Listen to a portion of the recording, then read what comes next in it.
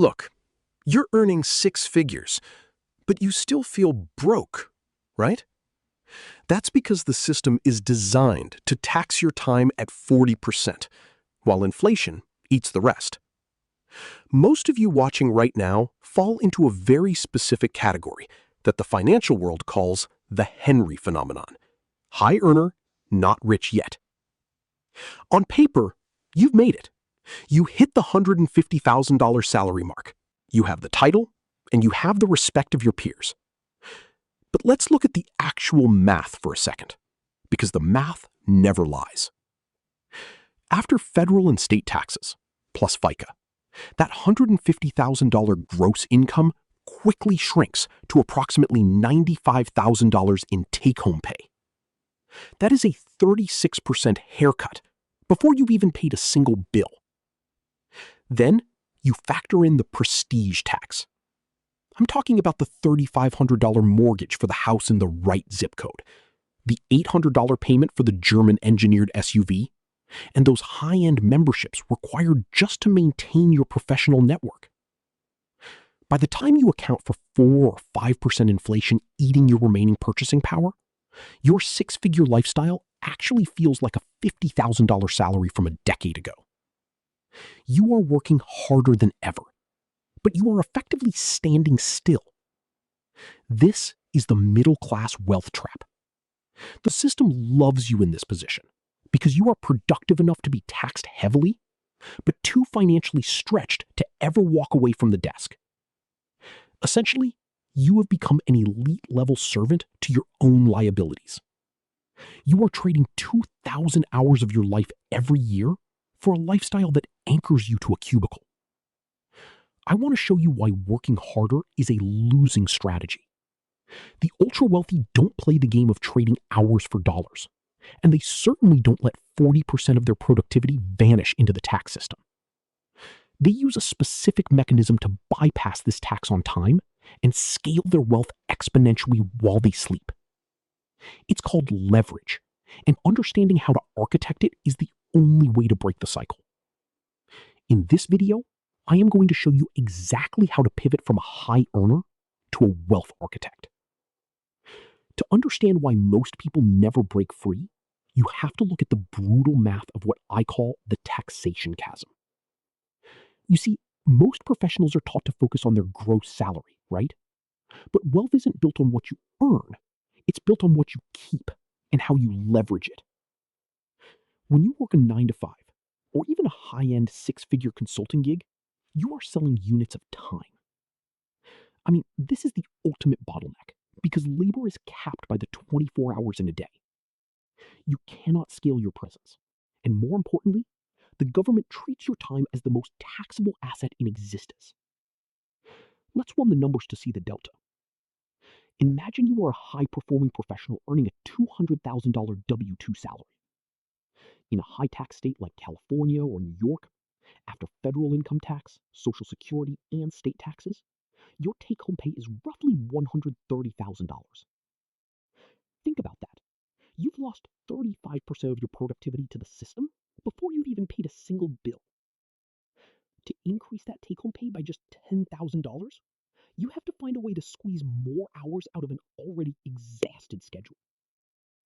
Now, let's look at a wealth architect earning that same $200,000, but through business dividends or long-term capital gains. Because you own units of equity rather than selling units of time, the tax code pivots in your favor. In many cases, that $200,000 is taxed at a preferential rate of 15% to 20%. Your take-home pay is now $160,000 to $170,000. That is a $30,000 to $40,000 difference every single year for the exact same income number. Over a decade, if you invested that tax delta at an 8% return, you aren't just $400,000 richer, you are nearly $600,000 ahead of the person trading time for money. The middle class falls into the trap because they try to work harder to bridge this gap. But you can't outrun a system designed to tax labor at the highest marginal rates. While you are sleeping, your business systems and equity positions are working 24/7, unencumbered by the physical limits of a human body. But here is the part that most people miss. Even if you understand the math of leverage and taxes, there is a hidden psychological mechanism that forces even the smartest entrepreneurs to stay small. If you don't identify this specific behavioral trigger, you will continue to build a cage for yourself, no matter how much equity you own. Look, to break out of this trap, you need a specific and frankly aggressive roadmap. I call it the 4-step Wealth Playbook. And honestly, this isn't about skipping lattes or saving pennies. It's about a fundamental restructuring of how your capital actually flows, right? Step 1, you must cap your lifestyle at its current level for the next 24 months. When you get that next raise, bonus, or promotion, you have to ignore it. See, lifestyle creep is the primary reason why even people earning $200,000 a year are still living paycheck to paycheck. By freezing your expenses for 2 years, you create a massive delta between what you earn and what you spend. You're choosing to live in the trenches today, so that eventually you never have to see them again. Step 2, redirect 30% of your net income into what I call a scaling fund. Now, most traditional advisors will tell you to dump this into a passive index fund and wait 40 years for compounding to kick in. That is a fine plan if you want to be wealthy at 65. But if you want freedom now, you need active growth. This scaling fund is your war chest. It's designed for high-velocity investments where you have a level of control over the outcome. Step 3, use that fund to build or buy a high-margin business or a skill-based agency. In the modern economy, the most effective way to do this is by utilizing the leverage of media or code. Unlike labor or capital, you see, media and code are permissionless. You don't need a loan from a bank to write a piece of software or build a digital audience that spoils your expertise. You're looking for a vehicle where the cost of serving the next customer is near zero. This right here is how you break the linear relationship between your hours and your dollars. Step 4, reinvest 100% of those business profits into cash flowing assets. This is the pivot point. You don't use your new business income to buy a better car or a bigger house. No. You use it to buy assets that replace your primary salary. Things like private equity, real estate, or high yield debt. This move officially shifts you from selling your time to owning equity. But even with this playbook in hand, most people fail at the transition between step 3 and step 4.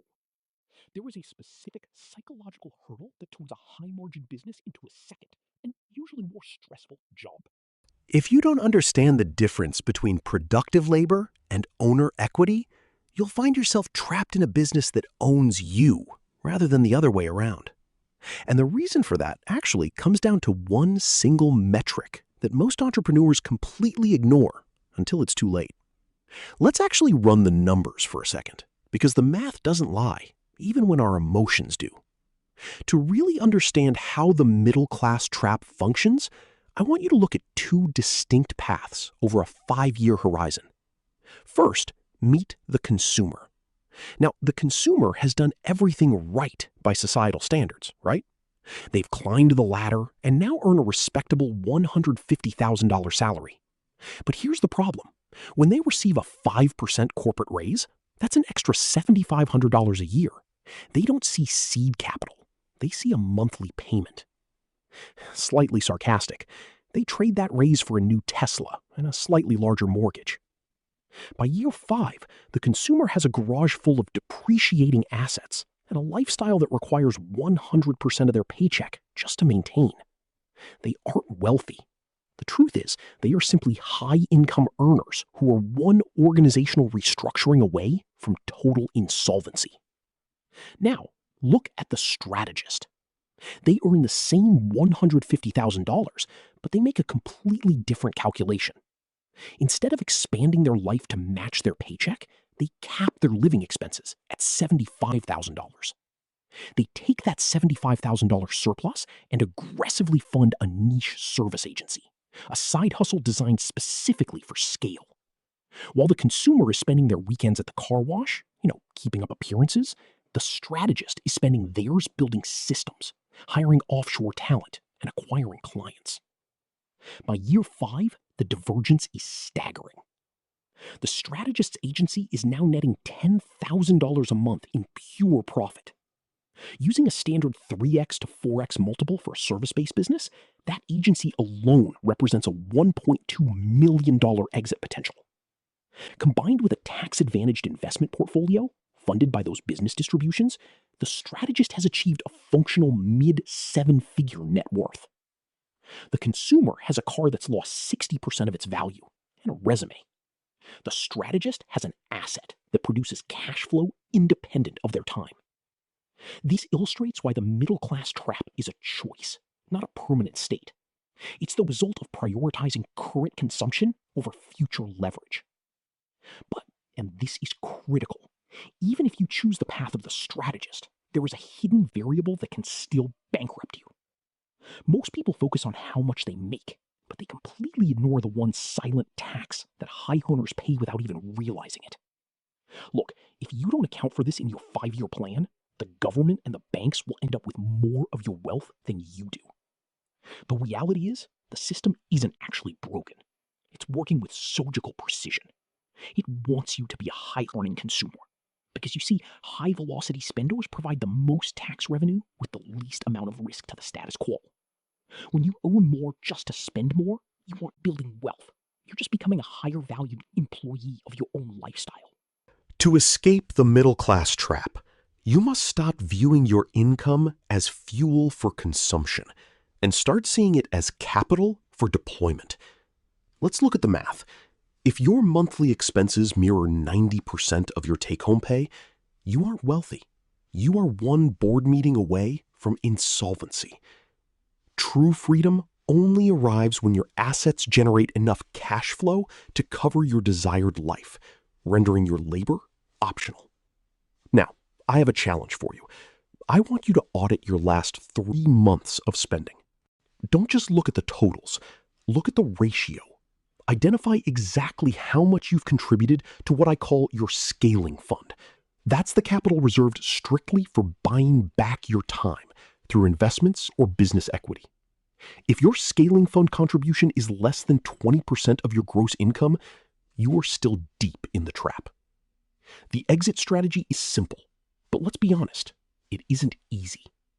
You must stop selling your time to fund a lifestyle you don't have time to enjoy, right? You have to pivot from being a consumer to being a producer and an owner. Start building equity in things that work while you sleep. If you're ready to stop playing the consumer game and start building a real architectural plan for your wealth, subscribe to Wealth Architects.